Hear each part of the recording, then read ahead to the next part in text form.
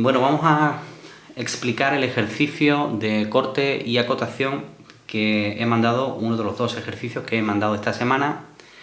Lo primero que habría que explicar del corte, alguno de vosotros me lo preguntaba como duda, era de si incorporar una parte de la pieza, en este caso sería esta pared que hay aquí, ¿vale? Incorporarla también a la zona rayada, ¿no? como parte de lo que secciona el plano. Y efectivamente no hay que incorporarla porque, a pesar de que el plano que corta vendría por aquí, por el centro de la pieza, ¿vale? Y entraría en contacto con esa pared, ¿sí? No podemos considerar que el corte haya afectado a esa parte de la pieza, ¿vale? Entra en contacto con ella, pero no lo secciona. Por tanto, esta pared, este rectángulo, no debemos de considerarlo incorporado al resto del corte. Como veis, yo lo he separado, ¿vale? Tiene una arista que separa a esta parte de la pieza del resto del corte y además no lo he rayado, ¿vale? Es independiente.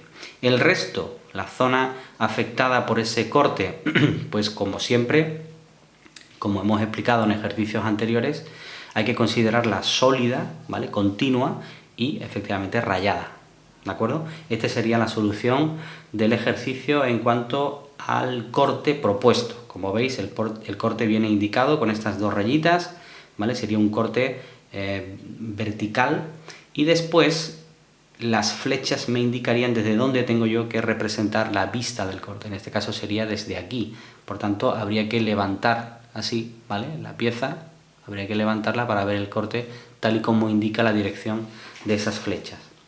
Vamos a proceder ahora a la acotación de las tres vistas, ¿vale? Recordad que las cotas tienen que estar perfectamente distribuidas por las tres vistas, ¿de acuerdo? Todas las vistas deben contemplar alguna cota, incluido el corte que acabamos de hacer.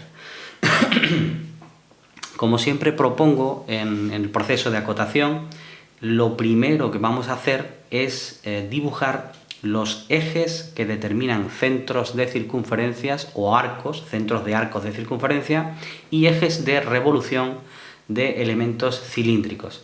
En este caso habría que representar dos ejes en el corte, un eje de revolución de este agujero cilíndrico, ¿vale?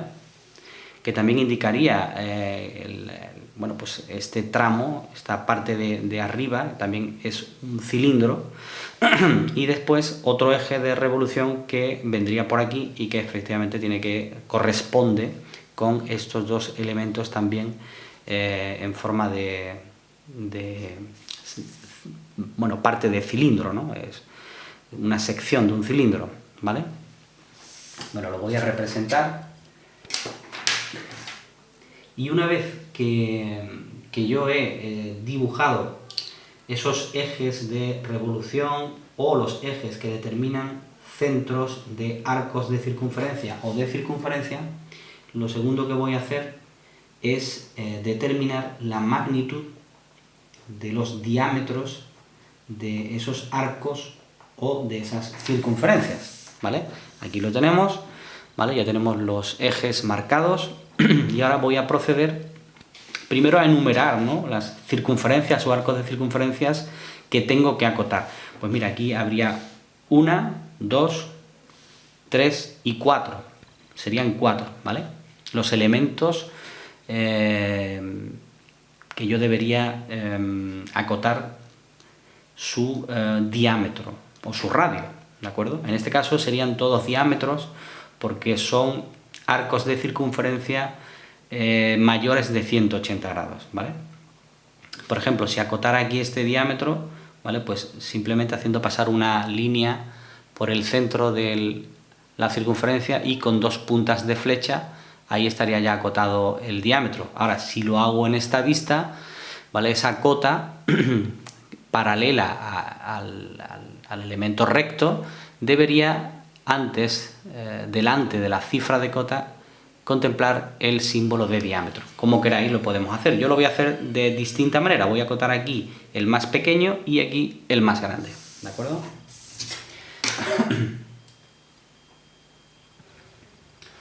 Hay que recordar que las líneas de cota de los diámetros no deberían solaparse, ¿vale?, con los ejes que determinan esos centros, ¿de acuerdo? Hay que intentar por todos los medios evitar que las líneas de cota, ¿vale?, estén sobre los ejes, siempre formando un ángulo normalmente de 45 grados, ¿vale?, con esos ejes. Pues aquí, por ejemplo, podría poner la cifra de cota. Hay que tener cuidado de no colocarla en el medio, porque entonces la cifra de cota pisaría los ejes, entonces lo coloco bien a la derecha o bien a la izquierda.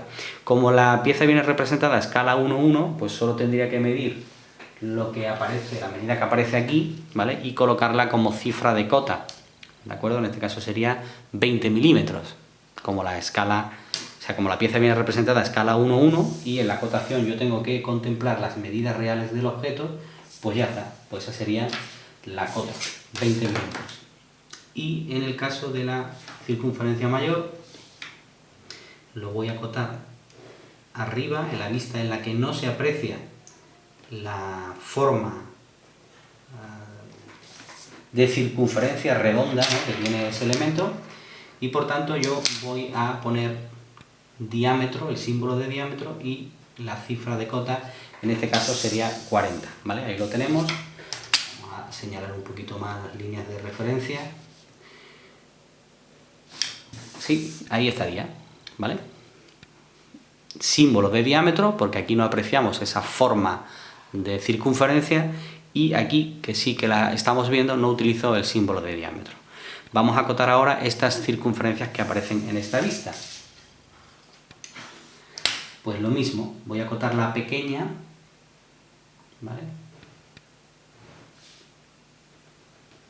También mide 20 milímetros. La cifra la voy a desplazar a izquierda o derecha para que no me pise a los ejes, ¿de acuerdo? Y ahora, por ejemplo, fijaros, voy a acotar el diámetro mayor precisamente en esta vista en la que yo tengo claro que es una circunferencia, pero no lo voy a acotar en referencia a la circunferencia.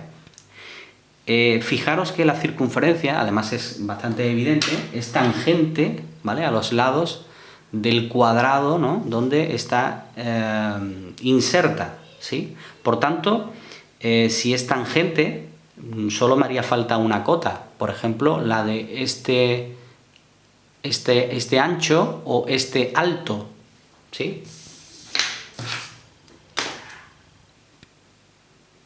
Con esta cota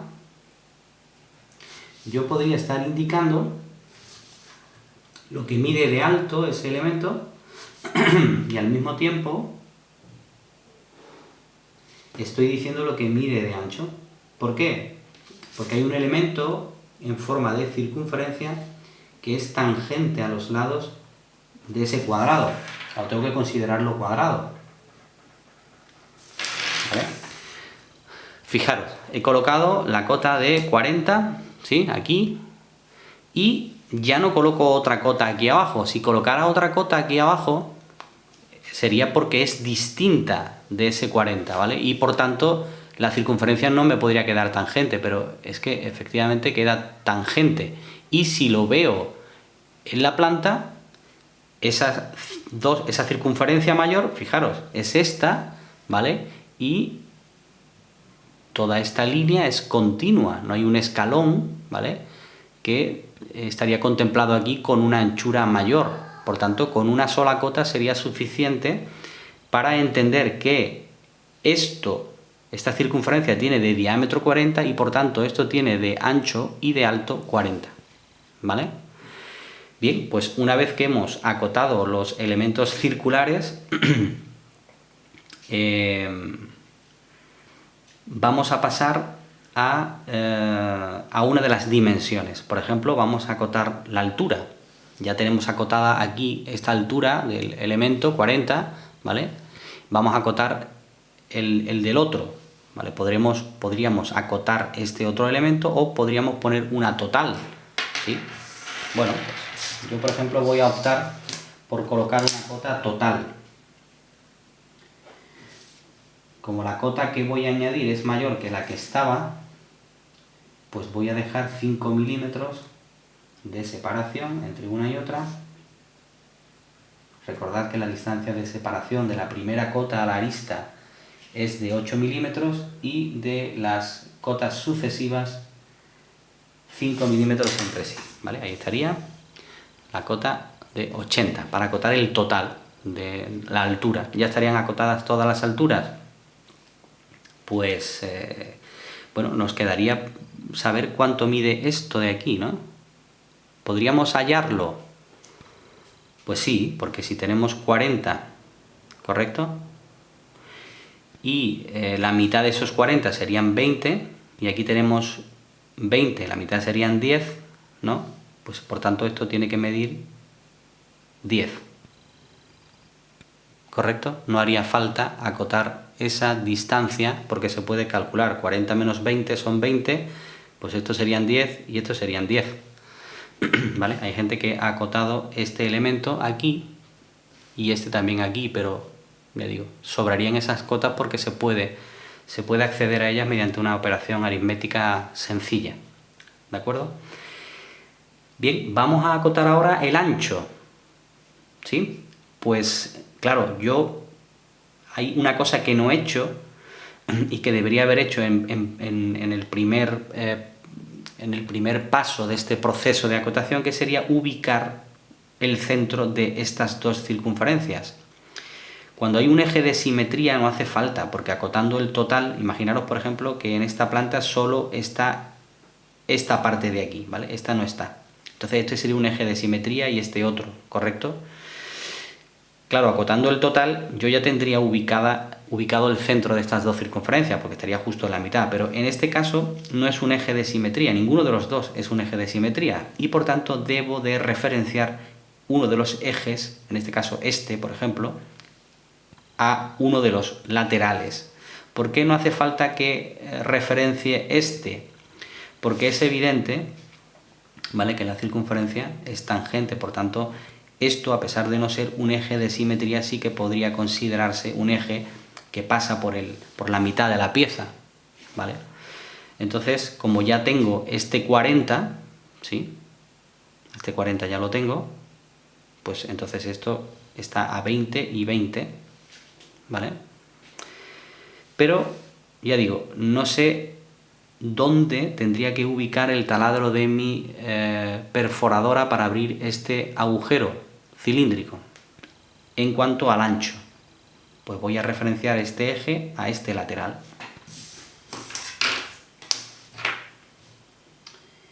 En este caso, la medida sería 30.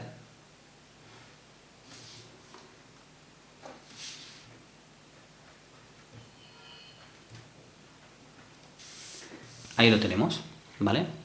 Y, claro, también debería saber el ancho que tiene esta parte de aquí. Lo voy a poner, también serían 30.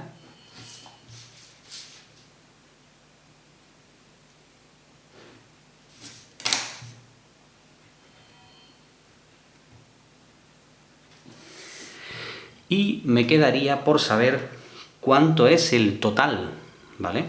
O bien acotar esta parte que ha quedado aquí, pero bueno, yo creo que sería más conveniente acotar el total, ¿no? Acotando el total y restando esta cantidad ya sé cuánto mide de ancho este elemento. Voy a colocar un total a 5 milímetros de las primeras cotas que he puesto en el dibujo. Ahora esto mide 90.